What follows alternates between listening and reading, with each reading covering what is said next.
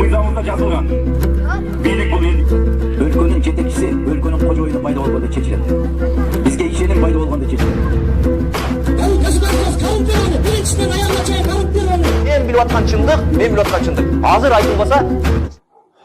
Ассаламу алейкум, достор. Кызык нерселер башталды окшойт, элди текшерип көрүп атат окшойт. Бул депутаттар, бул чоңдор, атка минерлер элди мындай кичине караңгыраак ойлойт да. Элдер мындай ток бейилдүүлүк кылып, бийликке жулунбай жүрсө, ойлойт да булар мындай неграмотный, сабатсыз деп ойлойт да. Алаканга салганда көрүнүп турат да. Кыргызстандын саясаты, ким кандай бизнес кылып атат, ким кандай оокат кылып атат, ким эмне деп сөз сүйлөп атат, кимдин ички дүйнөсү кандай даже. Не деп сүйлөйт деге чейин биле турган элдер бар. Билебиз ошондой экен. Өтө тамыр жайып кеткен да мына бийлик 2010 кийин алмашкандан эчте көзгөр болгон жок. 2010-жылдагы тополоң жабылып кетти, жабылуу аяк жабылуу болчу.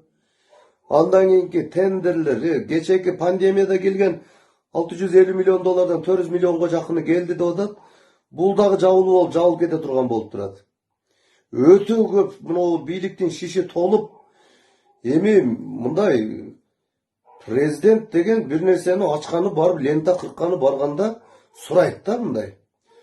Могул здания канча кетти дейт да, мисалы үчүн. Мынанча миллион кетти десе, ошол мурда куруп жүргөн болсо үй, айтыш керек, эмнеге мындай кетти? Бир жолу болсо дагычы. Өтө эле кымбатка бүтүптүр го. Мен курганмын мындай нерсени деп айтыш керек да мындай президент деген. Анан бардыгын лентаны кырып коюп, указка менен баягы жасала турган иштерди мындай болот деп көрсөтүп койсо эле тымпый унчукпай келет. Мага президенттин кылган иши вообще жакпайт. Атамбаевтан баштап, Отунбаева, азыркы Жээнбеков, мен как саясатчы эмесмин, саясатка сасыкка кирбейм мен. Сындайм. Эгер мен кирсем кылам, мен уюштурам иншалла. Колман келет. Мына кылып аткан райондун акимдери болобу, шаардын мэрлери бирде да таң калбайм мен. Себеби мен уюштуруучумун. Мен 20 жылдан бери концерт уюштуруп келдим. Бул акча менен кылып коюш оңой.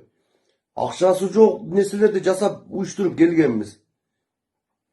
Ошон үчүн Садыр Жапаров мына арам бийликтин бардыгын ачып отургузат деп коркуп атат, бардыгычы. Титиреп атышат бар жогу. Ошон үчүн каршы болуп атышат.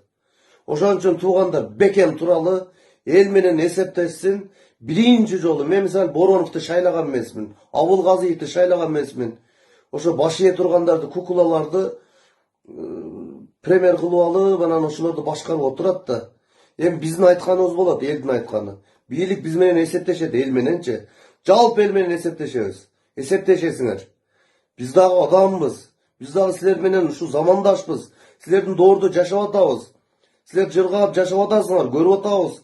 Минген машинеңерди, жашаган хан сарайыңарды. Биз дагы ошол жерде жашагыбыз келет. Бирок андай арам жол менен эмес. Пешене тер менен карыганда 70ке чыкканда, 60ка чыкканда эптеп септеп болобу жашайбызбы? Бирок адал оокат менен. Көзүңөрдү ачкыла, депутаттар. Канат баякы ким эле чүйдөн моңка жер саткан, здание саткан. Өтө эки жүздүү адам да булчу, көз ойноп. Көзүнөн да билинип турат кимдин кандай экеничи. Депутаттар жогорку кеңештеги, силер мындай акылыңар көп нерсеге жетпей, силер себеби акчанын артынан түшүп психологияңарга дүйнө менен бийлик нерген отуруп калган. Жүрөгүңөр карайган. Бизге окшоп кааласаңар мен үйүмө келип бир күн мен менен жашап көргүлө, кандай жашайм, не кылам, не жумуш кылам. Чыдабайсыңар, сразу качып кетип каласыңарчы. Адал оокат менен жашагыла, эртең акыретте жооп бересиңер. Акыйкатты айткыла. Садыр Жапаровга жардам бергиле. Азыр жардам берип калсаңар берип калгыла. Эртең түрмөдө отурганыңарда кеч болуп калат. Бир 300дөйүн камаш керек. Бу 300дөйү жүрөктөрү титиреп атат. Анар Артыков деген бар, бузуку. Аны да камаш керек. Артта туруп алып, эчтекени билбеген болуп, камерага түшпөй ишти кылам деп ойлоп атат алчы. Анысы адашат алчы. Камала турган кечеги ушул нерселер бардыгы туура камалды. Барып ушул милицияны, СМБны, УКМК аякты басып алгандар туура камалды. Каалаган эле басып албайт. Эми элдин айтканы болот, биздин айтканыбыз болот. Биз купулубузга толгон, башчы келет. Ошон үчүн бийлик көзүңөрдү ачкыла. Акылыңар менен иш кылгыла. Сентер эмес. Сунуш кылып атканыбыз өкмөткө алалы дагы, өкмөткө алып, өкмөт иштетсин, жана 20% алтынды Нацбанкка кол тийгиз мамлекеттик запас кылып койсун деп атабыз. Сентер эмес, кумтөр, жаңы түзүлгөн кумтөр алтын деп атам. 20% добывать эткен золотону государственный неприкосновенный запас катары Нацбанкка тапшырып көрсүн деп атам. Бирок ачык каралганы менен кумтөр мамлекетке өтсүн деген Камчыбек Ташиев менен Садыр Жапаровдун аракеттери ишке ашпай калат. Анткени бийлик башында турганына Атамбаев менен Бабановдун бут досулары күчтүүлүк кылып кетет. Себеби бири президент, экинчиси премьер-министр эле. Өзгөчө ушу добуш берерде көңүлүңүздөрдү буруп, ушу токтомду дагы бир карап коюңуздарды суранып кетелем. Себеп дегенде бул токтомдо бүгүнкү күндө дүйнөлүк биржадагы 5 миллиард турган мекеменин тагдыры чечилип атат. Арды 20 миңден ашык акционерлер бар арды. Чет өлкөлүк 20 миңден ашык акционерлер бар. Бу жерде бул токтомдо сунушталып атат.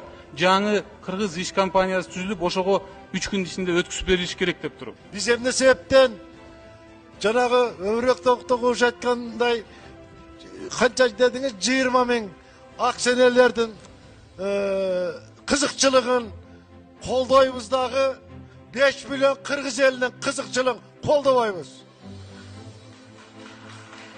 Биз элдин кызыкчылыгы үчүн болуш керек. Буга чейин биз таланып, жутулуп алдып кеттик, бардыгына барып келе жатып, эми дагы эле ошого туура келебизби? Бара бул Садыр Жапарович ушунча иштегенин көрүп туруп көрмөксөң жасасак, көзүңөр көрбөп калат. Кылганы кылбат десеңер, кандай эмне болот? Ушул нерсени колдош керек. Мына колдобоймун, тигиндей мындай деген жакшы сөз эмес. Бул жакшы ел аркада турат.